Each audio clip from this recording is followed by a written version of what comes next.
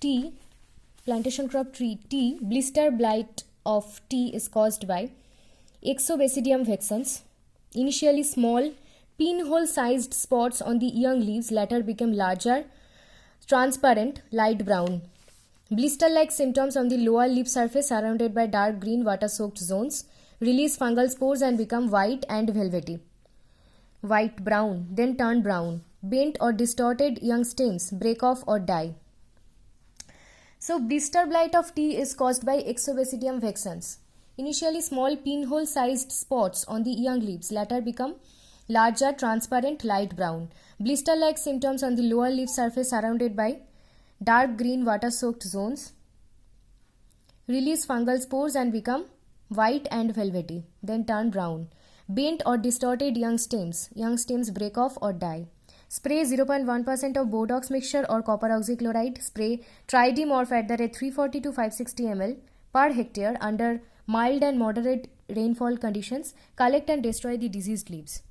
So spray Tridimorph under mild and moderate rainfall conditions. Blister blight of tea is caused by Exobasidium vexans. Horsehair blight of tea is caused by Marasmias crinisekoi. Horsehair-like black fungus threads are attached to upper branches and twigs. These are attached by small brown discs. Marasmias crinisekoi penetrates and infects twigs from discs, produce volatile substances that cause rapid leaf drop. Horsehair blight of tea is caused by Marasmias crinisekoi.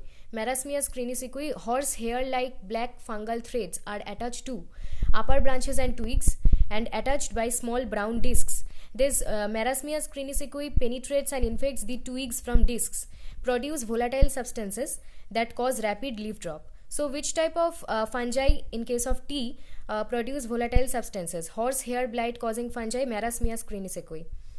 Control prune out infected and dead branches from the crop canopy and remove and destroy all crop debris around the plants.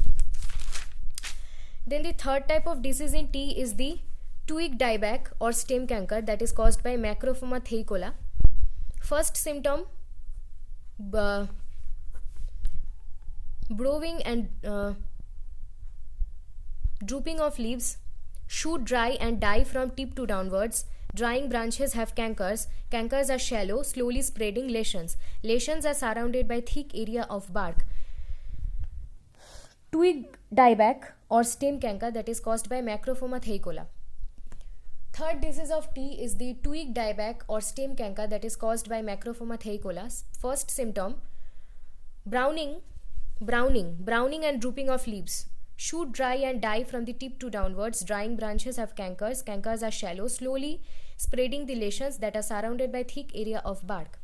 Control, remove diseased twigs. Spray appropriate protective fungicides during wet weather periods and planting in well-draining acidic soils. Which type of soil is preferred against Macrophoma theicola, that is twig dieback or stem canker causing fungi in case of tea?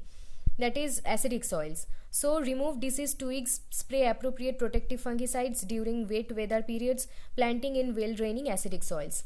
Fourth and the last type of disease in tea is the black root rot. Black root rot is caused by Rosalina arcuata, that is a fungi, originates from dead hipped leaves, sprayed to root regions of tea bushes.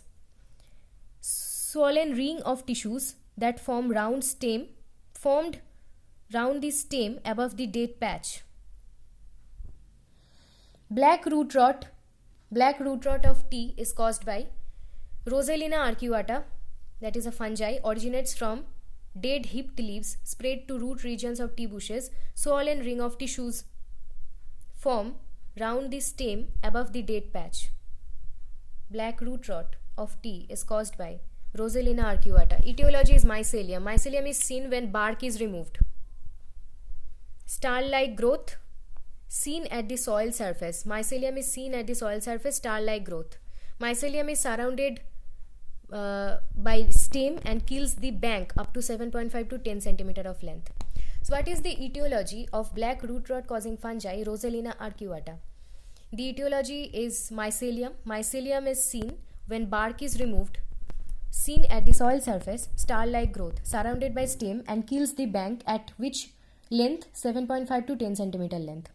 What is the control measure? Clean cultivation with fallen leaves, dig a drench around the infected bush. This drench provides sunlight that falls on the drench and prevent the spread of mycelium. Clean cultivation with fallen leaves, dig a drench around the infected bush. Drench provides sunlight that falls on it and prevent the spread of mycelium thus.